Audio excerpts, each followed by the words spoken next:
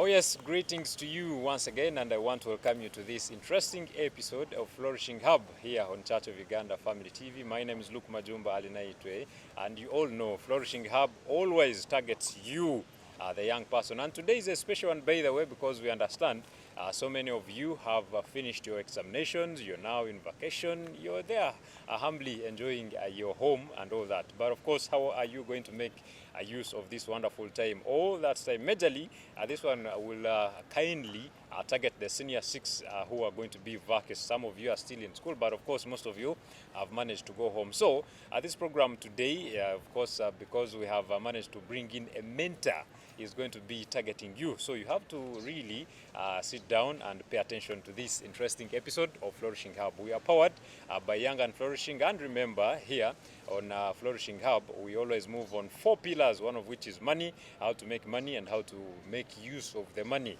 Some of you pray to God to give you money, but you do not pray for wisdom on how to make use of that money. That's how you end up spending everything that you have earned. So we also have a pillar of mentorship, which is why we bring most of these people here to discuss with you majorly matters of which are very, very important and pertinent to your life, majorly in the development. Because a young person out there is always looked as a threat.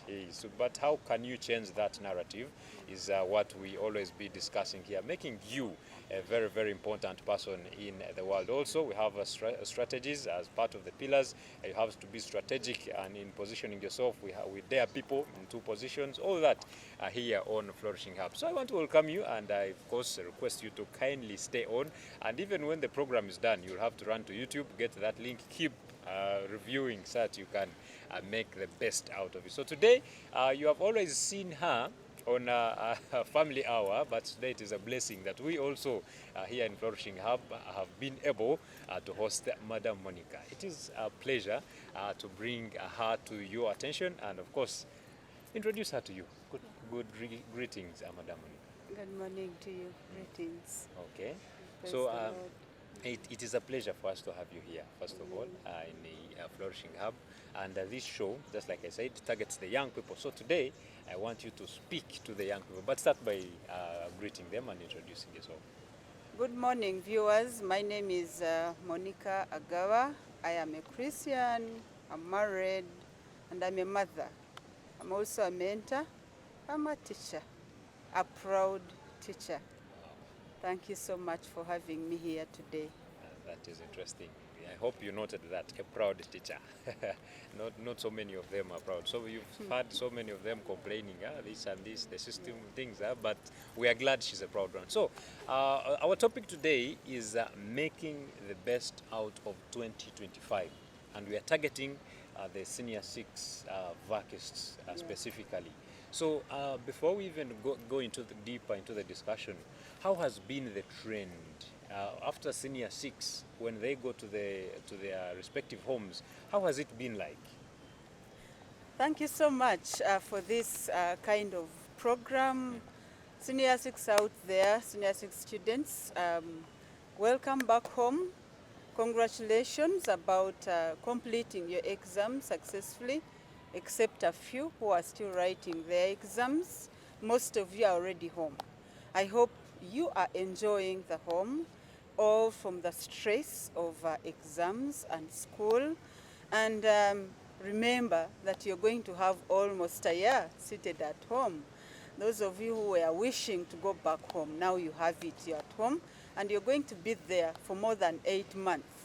And so we welcome you home as your parents, and we pray that you're going to make this very productive, and at the end of the day, you're going to be very proud of yourselves. It has been mostly when students complete their Form 6, most of them are rushing to look for employment. Others are employed in their family businesses. Others are employed by their relatives. And others find their way out. So please, senior 6 out there, what is your plan now? Are you going to look for a job? And others sit at home and wait. They sit at home, do chores, and wait for the 8 months to end. Yeah, until they get to the university. But you're welcome, and we thank God for you. Okay. Now let us start immediately with what they should be doing during this period of time. Is it wise to sit up to all the 8 months and then you wait for university? Thank you very much. Senior sixes out there, you're now mature. We are now considering you to be mature. We've been treating you as children here in school, but now you are home and you're going to be spending 8 months plus. So we need you to be very independent-minded. We need you to open your eyes wide and make sure that you become productive. It's not good to sit at home, because remember that you're preparing for a wider future, and the future is going to welcome you. So you start now in VAC. Find a job, find something very good that you can do, something that can help you earn a living, earn something by yourself, independently, not depending on your parents. You're going to go to university. You need a lot of money, even upkeep itself. It would be great if that upkeep, you have worked for it. If your father has a business, ask him for a job. Go and work in his business. If your relative has a business, ask them. You go and work. You're improving your skills and you're becoming innovative by yourself. And the future is going to be proud of you. Because at the end of your degree, you will not hustle. You already know the trend of how you can look for a job. Also, in case you can start a business, sit with your parents and share. Do a roadmap. Let them see what you really wish to do. And then let them support you. And they will, in any way possible, take a step.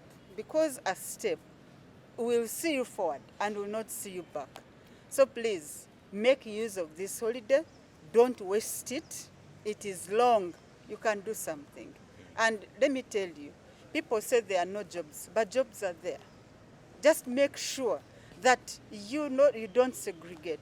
Whichever job you get, it is going to help you to learn a skill or two. It is going to help you, usher you out in the world, and it is going to give you an experience that you need for the future.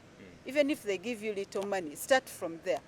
However, in any way, as long as you have something to keep you busy and stop you from being idle at home. I think that is the biggest highlight, not being idle at home. Yes. Yeah, and looking at the level of education they are on, I think they should be advised. I don't know if you can take it to them, bring it to their attention, about the kind of jobs they are supposed to be. You know, someone finishes senior six and they want a very luxurious job during the vacation, yet they do not have the qualifications. Yeah. Yes, what advice would you have for them in regards to qualifications? I would wish you, dear students, you're still students. Yes. I would wish you to set goals. Sit down, set goals and targets. And then when you set goals and targets, remember that you need to start small. You're not going to start looking for a job of a director and yet you don't have the qualifications. But start from where you are. For example, if your father has a supermarket, go and work there. If they give you like accountancy, that's fine. But if they don't, you can still help out in that shop or in that supermarket. If, for example, they have a petrol station, go and work there. Do anything that you're given, even if it is cleaning, as long as you are safe on that job. There are people who are not safe. For example, ladies, she goes to look for a job, and you know these girls have now completed, they are no longer going to be in uniform, and the man is saying, you come, let me first sleep with you. That is not the job for you. The job for you is anything you can do. You can release your skills, relinquish your skills, and then you have something practically that you're learning from there. So make sure that when you go, anything you're given, please go for it. However small it can be. It's a start. And in future, it is going to come on your CV. You will be saying that in VAC, I worked here and there. And you know what? You will be better than someone who sat at home and waited. So set your goals, think deeply about what you want to achieve, and most especially, what is your career path? And then when you're looking at your career path, for example, if you want to become a teacher in future, then you better go to schools, and in VAC, you can volunteer there. Even if you volunteer, it is okay, but you're learning something out of it. So look even at your career path. If you want to become a lawyer, then go to law firms and apply there. As long as you're confident enough, they will not say no. They will know that you are an asset that they can tap from, and they will give you that job. It's not all about even money, by the way. It's all about being busy and learning something out of something that can help you so much in future. So go for it. Set your target, know what you want to be, know your career path, and even when you're targeting, looking for a job, you can even go that direction. You want to become a teacher? Come to Mengo and then they'll give you. You volunteer as a teacher, even if they're not giving you a lot of money that you expected, don't be too expectant. The future is still open. Oh, yes. Yeah. Now, at that level of their education, what do you think is the importance of them accepting to volunteer in workspaces? Because they are learning something in their career, they are empowering their CV already from the start, and it is going to help them that even when they are choosing the courses to take at the university, they already know something. They already have some experience. So you're gaining experience from these people that can be your mentors somewhere. If someone is a lawyer and has a law firm, and you go there, you start learning all the legal policies even before going to the university. So it is not going to be hard for you at the university because you already have that kind of experience that has been given to you. And even when you come back for practice, these people will welcome you because they know that during your volunteerism time, you were an asset to them. Yes. Okay. And looking at them getting out of school, how has the school been supportive in they're heading out of school? Are there career sessions? Have there been career sessions maybe? How has In schools? all schools, we have career guidance. They are always guided in their career choices. They are always talked to. We have, for example, here, I'm going to use an example of our school. We have had different sessions almost per week, looking, teaching them, helping them learn about the outside world, how their career paths can be. So they have knowledge, and definitely through the government, every school must have this kind of setup, must have the career guidance set in school and known even by the government, the Ministry of Education. So they already know.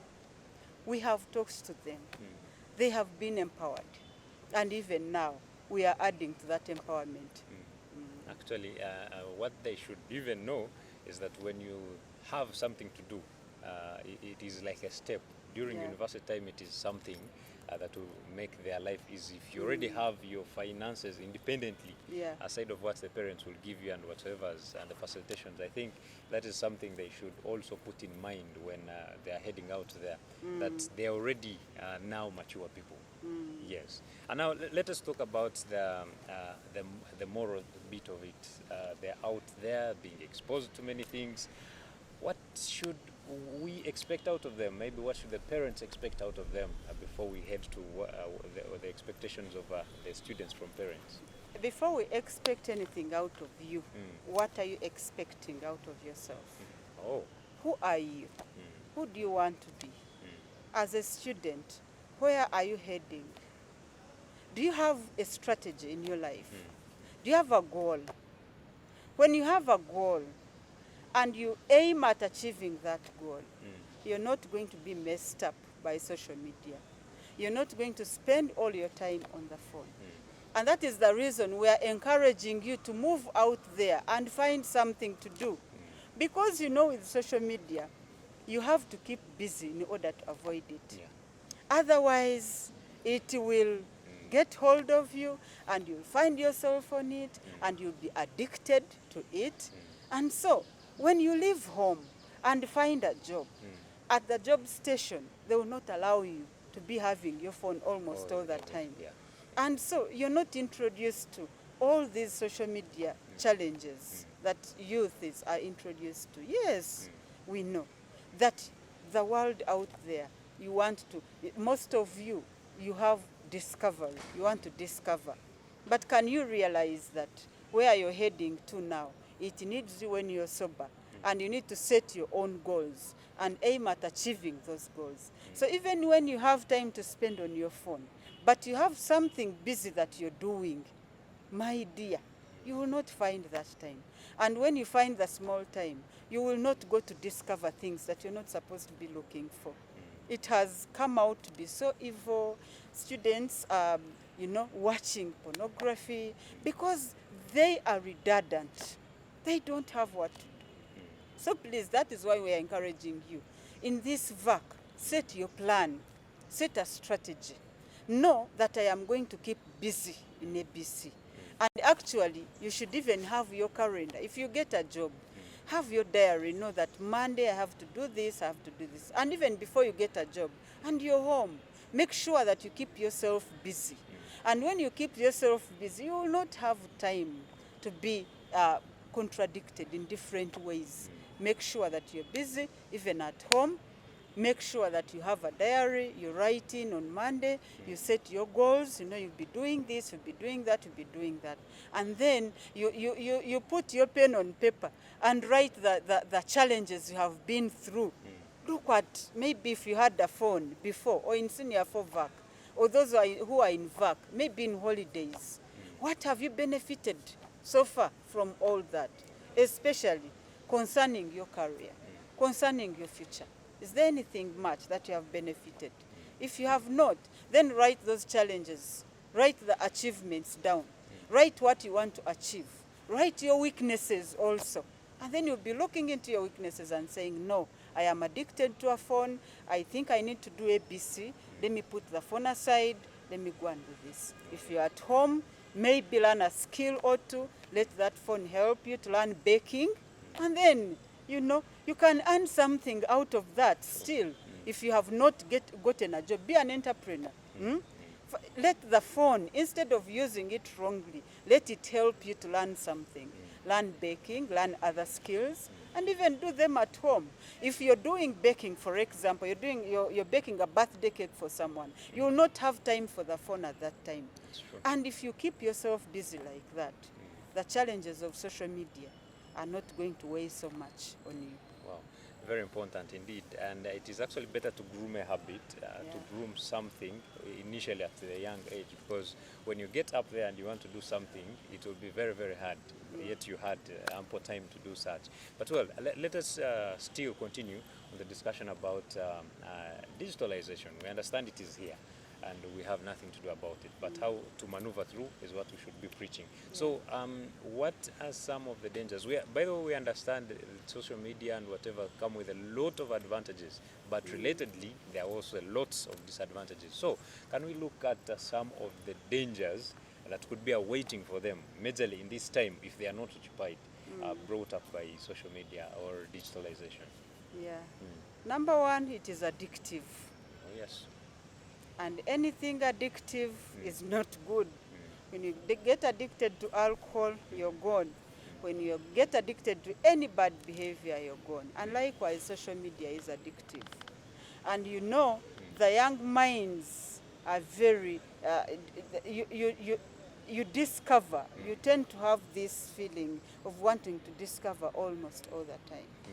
And the problem with social media, they can bring different adverts.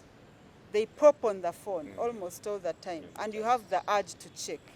At the end of that day, there is cyberbullying. You're going to start being bullied. We are saying that go and work, but if you concentrate on this social media, then you're going to find that people are in digital currency, people are on online trading, and they convince you that there's a lot of money. A message pops and they are saying, we have an online job and we shall be paying you 20,000 per day. And because all your mind, you have this fantasy about the financial aspect. I want to be rich. Even before you can practically plan to be rich, but you already want to be rich. And because of that, you find that you're bullied. You find that you even start stealing money from your parents in order to invest in something that is online. Digital currency, etc. At the end of that day, you're wasting that money. Then you end up having your emotional torture. You become you have mental health challenges, and depression definitely. Because what you expected is not what you have got. There's no benefit in that. These people will use you and then throw you like a rug. There's nothing good in all that. And so, in online trading, for example, they will lie to you, and then you'll put in 20,000, and the next day they'll give you 40,000. You'll be like, oh wow. So whichever money you get, even to do something, then you heap it there. At the end of the day, it is all gone. Those are some of the challenges. Wow. And then from that, you end up becoming depressed. You start hating yourself. You start, of course, losing hope about everything. And you don't even have the morale, by the way, to think about your education anymore. You're confused. And then, at the end of the day, mental challenges, mental health challenges. That's why some people are ending up even committing suicide. Yeah. We must make sure that we help these children, especially us the parents and us the mentors. We help these children to get out of this, to understand that yes, we are in the digital world, and they are going to have phones. Independently, by the way. As parents, however strict you become, you're no longer going to be strict on a senior 6 student. No. So they have this independence. So we have to teach them to be independent and use the phones positively. And like I said before, use the phone for something beneficial, practically beneficial, not fantasy, not something you don't see. For example, learn baking from it and start baking. Learn any online business that you can do with your own hands, not where you only put money and they do it for you. At the end of the day, ignore those adverts that pop in, because your mind is already practically set for things that are going to be beneficial to you. So as parents, I encourage you, we shouldn't stop these kids from accessing the digital world, because that is the way to go. Yes. However, let us help them to learn to practice independently the positive side of social media. Very interesting. I think that really wraps it up.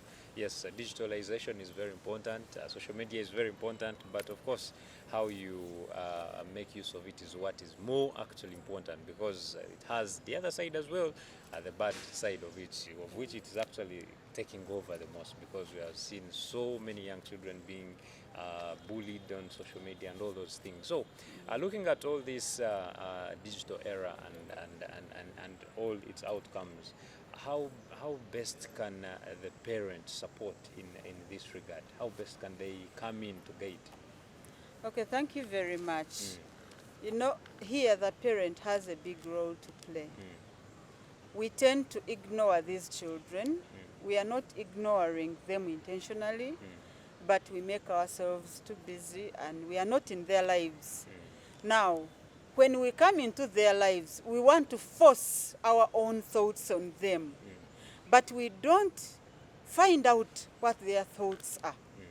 So likewise, when it comes to this, you as a parent, you need to monitor your child. Even if the child is old, sit with them and discuss on a mature level. Let them, you first ask them what their plan is, for example. Encourage them also to critically think about what their plan can be, about how they are going to spend all this long holiday, for example, about how they are going to look at the next year with a lot of positivity. And then learn from them, pick what they have in their mind, and then advise them also on how you think can be best done. Then encourage them. Tell them you trust them. Tell them they should not break your trust. And then give them an opportunity to explore by themselves, with you on their side. Not forcing them what you want them to do, not forcing them how you want them to handle things, not forcing them how you want them to handle their phones, but encourage them to know that it is their responsibility, sole responsibility, to be responsible. And then as a parent, you're only coming in to guide them. Wow. You had it very well. As a parent, you are the guider, I can say. You are coming in to guide, not to impact so much force on them. You know, this world, things have changed a lot. Gone are the days when a parent was the main thing. You do this, there's a good pile of sticks there. So I think parents have to also adjust and, of course, guide these children. We have seen so many children run away from their homes because of the kind of force at home. So in this kind of grooming and the period these parents, these children are going to stay home, I guess the parent has a very, very big role, just like you've heard from Madam Monica here. Well, we are going for a very short break and return with more of this conversation.